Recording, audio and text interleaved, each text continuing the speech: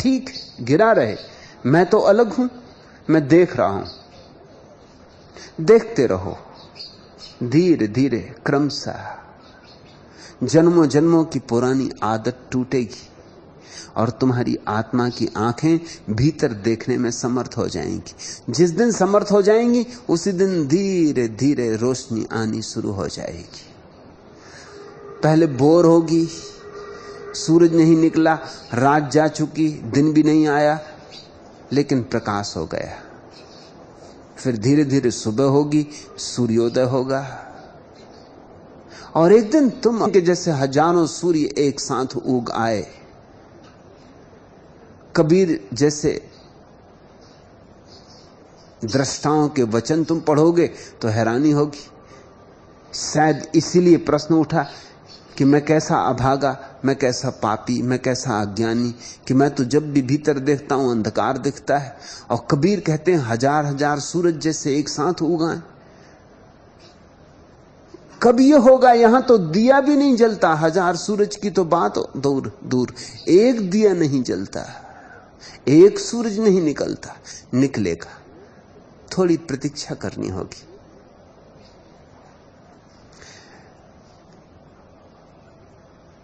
प्रतीक्षा प्रार्थना की आधार भूमि है। काहे होत अधीर, पलटू कहते मत अधीर हो जाओ। प्यासों के लिए कुओं की कमी नहीं और कुओं में पानी की, फिर भी न जाने क्यों मनुष्य प्यासा खड़ा है। शायद उसकी डोर छोटी और कठौता बड़ा है। तृषा हो तो ज्ञान के कुएं में श्रद्धा की डोरी से पात्रता के कठौते को बांध, उपार्जित कर लो अभिप्रेत। डोरी ओछी न रही तो तृप्ति अवश्य संभावी है। उसे चाहे श्रद्धा कहो चाहे प्रतीक्षा कहो, बात एक ही है। श्रद्धा की भी गुणवत्ता यही है कि वह प्रतीक्षा करने में तुम्हें समर्थ बनाती। जिससे श्रद्धा होती वो प्रतीक्षा कर सकता है, जिससे श्रद्धा नहीं हो सकती उसे लगता है समय व्यर्थ जा रहा है, ये मैं क्या कर रहा हूं। एक दिन बैठता है, क्षण भर आंख बंद करता है, भीतर अंधेरा पाता है, सोचता है इतनी देर में दुकान पर बैठता, बाजार गया होता, कुछ कमाई हो जाती। ये बैठ के मैं क्या कर रहा हूं, आंख बंद किए, क्यों समय खराब कर रहा हूं। ऐसे कुछ होने वाला नहीं। 2-4 बार बैठ के देखेगा, कहेगा कि ये सब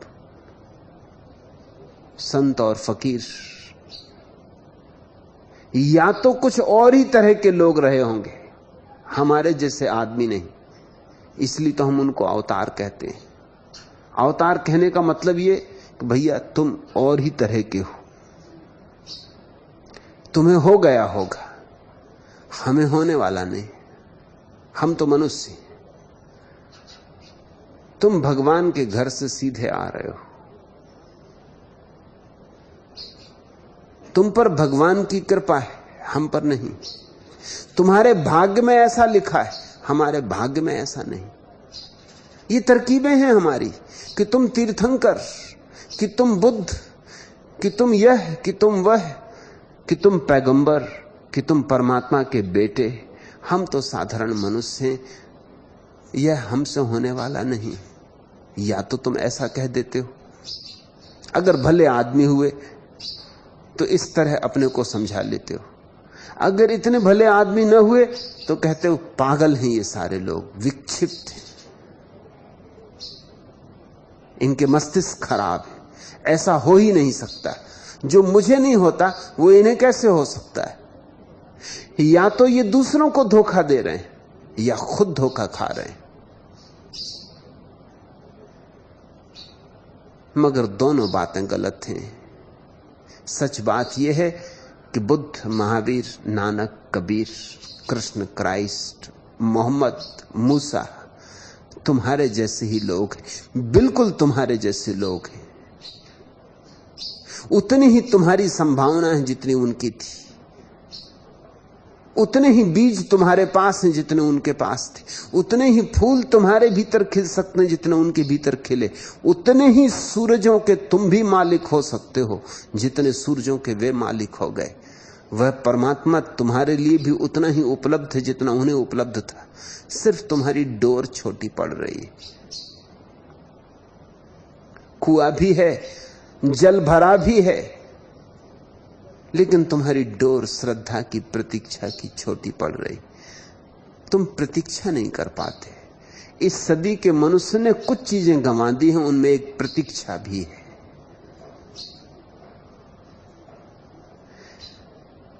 विनम्रता गंवा दी है। कारण मिल गया विज्ञान में, विज्ञान ने आदमी को अहंकार दे दिया कि मैं क्या नहीं कर सकता, सब कर लूंगा, तूफानों को जीत लूंगा, बादलों को जीत लूंगा, मरुस्थलों को बगीचे बनाऊंगा, आकाश में बस्तियां तैराऊंगा, क्या नहीं कर सकता हूं। विज्ञान ने मनुष्य को अहंकार दे दिया, और विज्ञान ने ही मनुष्य के हाथ से प्रतीक्षा भी छीन ली, क्योंकि विज्ञान ने कहा जल्दी करो, जल्दी हो सकता है। जहां तुम 3 दिन में पहुंचते हो, वहां हम तुम्हें 3 मिनट में पहुंचा सकते। तो विज्ञान ने एक त्वरा सिखा दी, एक जल्दी सिखा दी। अब हर आदमी भागा जा रहा है। जो ट्रेन से सफर करता है वो हवाई जहाज से सफर कर रहा है, जो बैलगाड़ी से सफर करता है वो ट्रेन से सफर कर रहा है। बैठ के लोगों से बकवास करो और कोई पूछे कि क्या कर रहे हो तो तुम कहते हो समय काट रहे। पहले समय बचाते हो, फिर समय काटते हो। खूब बुद्धिमान हो। पुरानी चीनी कथा है, एक बूढ़ा आदमी अपने जवान बेटे के साथ कुएं से पानी खींच रहा है। दोनों बैल की तरह जुते हैं और पानी खींच रहे हैं। शहर से आया हुआ एक आदमी जो कन्फ्यूशियस का शिष्य है, वो इन दोनों को ये भरी दोपहरी में पसीने से लथपथ, और ये बूढ़ा होगा कोई 70 साल से भी ज्यादा उम्र का, और इसका जवान बेटा, और ये दोनों बैलों की तरह जुते। उसने बूढ़े से कहा कि लगता है तुम्हें पता नहीं क्या पानी खींचने के नए आविष्कार हो गए। बूढ़े ने कहा चुप, बिल्कुल चुप, पहले मेरे बेटे को चले जाने दो, अभी घर जाएगा रोटी लेने, फिर तुमसे बात करूंगा। बेटा रोटी लेने गया। वो कन्फ्यूशियस का अनुयायी बोला कि तुमने मुझे चुप क्यों किया? उसने कहा मेरे बेटे के कारण, क्योंकि वो सुन ले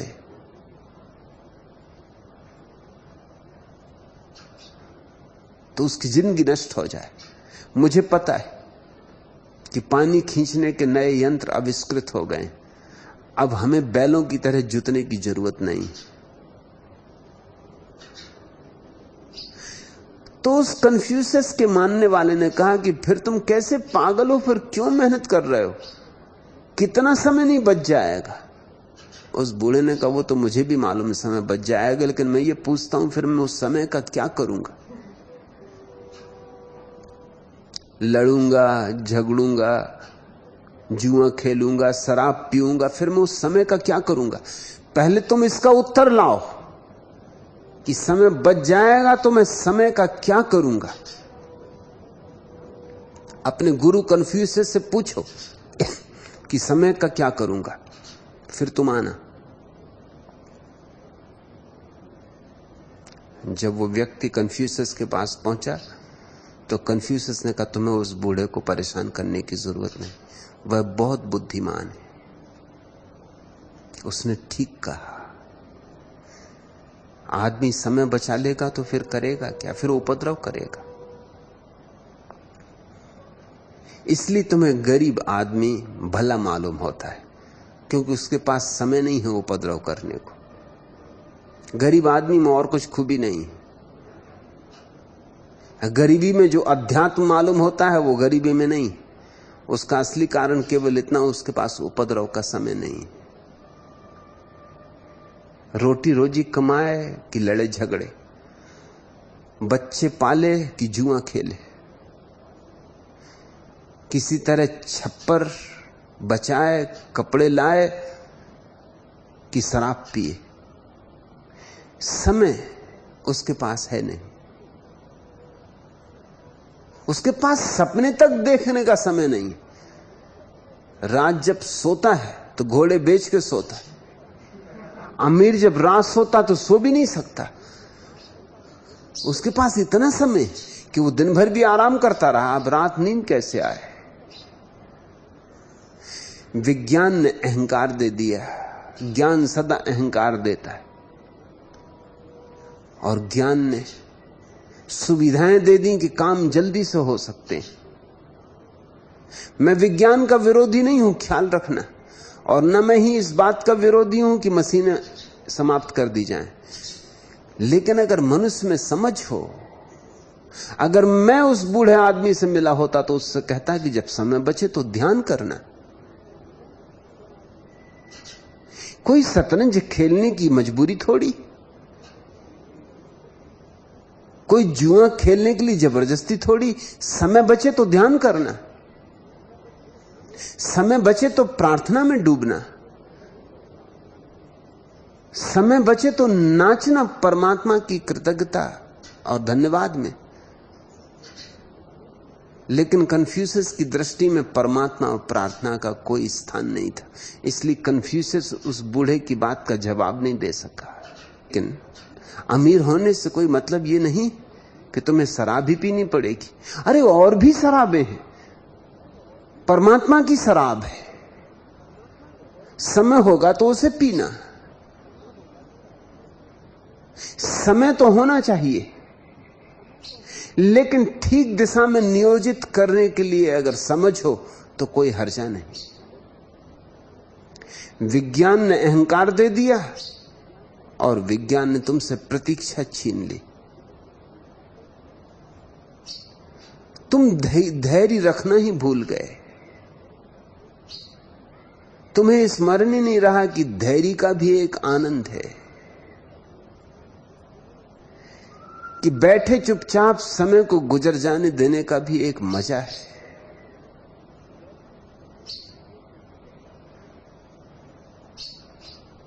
नवलानी, आंख बंद करो, जितना समय मिले। अंधकार दिखाई पड़े, अंधकार सही देखो, अंधकार भी परमात्मा का है, वह भी परमात्मा का एक रूप है। उसकी पीठ सही, मगर परमात्मा की पीठ भी आखिर है तो परमात्मा की पीठ। चलो पीठ की तरफ से ही नमस्कार करो, चलो पीठ की तरफ से ही बात कर लो, उसे सुनाई पड़ जाएगा। और इसलिए तो हमने उसके 3 मुंह बनाए कि तुम कहीं से भी बोलो उसे सुनाई पड़ जाए। तुम पीठ की तरफ से भी बोलो तो वो सामने।